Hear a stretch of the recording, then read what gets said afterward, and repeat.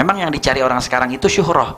Bagaimana caranya biar populer, biar terkenal. Nanti giliran udah jadi fitnah, baru dia klarifikasi. Telah dibuka penggalangan dana untuk pembangunan masjid dan aula pondok pesantren putra Nurul Iman, Desa Gebangan, Kecamatan Krejengan, Kabupaten Probolinggo. Tempat yang telah kami gunakan untuk pusat kegiatan dakwah Majelis Ahbabul Mustofa akan kami dirikan unit bangunan 2 lantai. Lantai 1 diperuntukkan sebagai aula dan lantai 2 kami maksudkan menjadi Masjid Rumah Allah, dibangun di pusat kawasan Pondok Pesantren Putra Nurul Iman dengan total luas bangunan yaitu 400 meter persegi dan tinggi bangunan mencapai 20 meter, termasuk kubah masjid yang menambah keindahan rumah Allah ini. Total dana yang kami butuhkan adalah sebesar 2.850.000.000 rupiah. Salurkan infak terbaik Anda melalui rekening. Untuk informasi dan konfirmasi hubungi nomor sekretariat kami. Ya Habibi ya Muhammad. Assalamualaikum Habib, gimana? Nah, ini dari dari typingnya, dari ketikannya udah ketahuan nih, kayaknya Betawi banget nih. Gimana caranya sharing ke perempuan dalam keluarga atau teman-teman tentang bahaya pajang-pajang foto di sosmed? Nah, karena beliau dari Betawi, kita serahkan kepada Ustaz Ahmad. Izin Habib. Bentar Ustaz. Masya Allah, ini yang nanya orang Betawi nih ya. Bicara masalah gimana caranya kita sharing, jadi jawabnya pakai Betawi nih. Gimana caranya kita sharing sama keluarga yang perempuan di rumah atau sama kakak kita, adik kita, keluarga yang lain, sama teman-teman, bahayanya pasang ataupun posting atau share foto-foto. Nah, begini, di antara salah satu kesempurnaan seseorang itu adalah dia menjaga dirinya dari hal-hal yang justru malah akan menimbulkan fitnah. Dan di antaranya baginda Rasul Nabi Muhammad SAW, beliau itu mengingatkan kepada kita jangan sampai kita masuk ke dalam ranah fitnah, dan menghindari dari ranah fitnah ini lebih utama ketimbang kita menjelaskan sesuatu fitnahan orang. Jadi zaman sekarang banyak orang yang justru malah memang sengaja nyari ranah-ranah yang samar, jadi posting aja deh. Kadang-kadang yang dipostingnya, yang di-share-nya kadang-kadang juga mohon maaf, kadang-kadang nggak jelas, tanpa ada captionnya apa, tanpa ada kejelasan ini maksudnya apa, akhirnya timbul fitnah. Memang yang dicari orang sekarang itu syuhrah. Bagaimana caranya biar populer, biar terkenal. Nanti giliran udah jadi fitnah, baru dia klarifikasi. Akhirnya muncul di media-media, muncul di sana sini dan lain sebagainya. Nah, ini yang jadi masalah di zaman sekarang.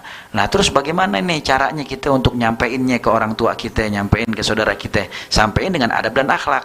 Kenapa? Karena nggak semua apa yang disampaikan sama anak itu mau didengar sama orang tua. Ya, kalau apalagi kalau cara nyampeinnya nggak pakai adab, cara nyampeinnya nggak pakai akhlak. Kadang ada orang tua, apalagi orang tua sekarang nih, mohon maaf ya, yang mereka kurang pendidikan agamanya ketika masih kecil, ketika dewasa, di masa-masa itu kan orang tua itu ada masuk yang namanya istilah puber kedua. Kadang-kadang di usia 40-50 tahun lagi sedang-sedangnya demen foto selfie, ntar diposting, kadang-kadang mohon maaf auratnya ngablak-ngablak. Nah, ini jadi masalah. Kasih ingat sama orang tua kita dengan adab, dengan akhlak. Tapi kadang-kadang anak zaman sekarang suka ngingetinnya salah, kadang suka pakai bahasa yang nggak sopan, kurang adab sama orang tua. Akhirnya orang tua kita apa? Nggak mau terima, ya. Tapi lisanul hal afsah min lisanil maqal. Praktekin aja, kasih taunya dengan cara adab, dengan akhlak, sambil dikasih contoh-contoh ya sama keluarga kita, bahwasanya ajakin ngobrol misalnya, mak tadi saya baru pulang ngaji dari majelis ta'lim Sayyid Ahmad Mujtaba bin Syahab, atau dari Ahbabul Mustofa majelisnya Habib Hasan bin Ismail Al-Muhdar misalnya ya, saya dengerin tuh tadi beliau nyampein mengutip hadis baginda Rasul Nabi Muhammad. Rasul pernah melihat ketika Nabi Mi'raj ada perempuan di dalam neraka yang diazab dengan azab yang begitu dahsyat.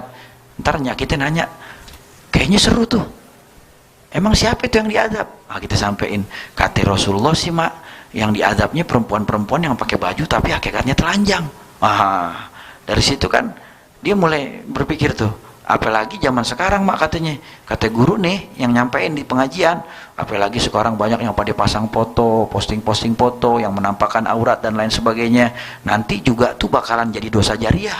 Padahal Imam Syafi'i pernah nyampein tuh mak, kata Imam Syafi'i, kalau kamu nggak punya yang namanya pahala kebaikan jariah, jangan sampai punya dosa jariah. Nah ini dosa jariah bahaya nih mak, kayak emak misalnya posting foto auratnya kemana-mana, atau mungkin adik posting foto auratnya ablak-ablakan, apa nggak jadi dosa jariah? Kalau saya sih ngeri dah punya dosa jariah, walaupun udah dikubur, selama tuh postingan masih ada, maka dosanya bakal ngalir terus ke dalam kubur kita dan menjadi siksa kita di dalam kubur, terlebih lagi nanti di nerakanya Allah. Tuh sampai dengan adab, dengan akhlak sama orang tua kita, sama saudara kita, sama teman-teman kita, ya. Dan juga di saat menyampaikan nasihat, kata Imam Syafi'i, kalau bisa jangan di depan orang. Fansuh fin firodi, dalam keadaan sama orang tua kita ya berdua aja, sama mak kita, sama adik kita, sama kakak kita. Tapi ingat, kalau sharing nyampein nasihatnya sama teman yang bukan mahramnya, ini adalah bisikan setan yang 11-12, hampir tipis banget. Ya, dengan alasan apa? Kalimatu hakin urida bihil batil. Ucapannya benar, tapi tujuannya dia mau bawa kita ke jalan yang salah. Saya sih pengen nasihatin doang, kesian teman saya tuh begitu. Ntar nasihatinnya berdua-duaan, akhirnya malah jadi dia yang kecebur di dalam kemaksiatan. Nauzubillah min dzalik, wallahu a'lam bishawab.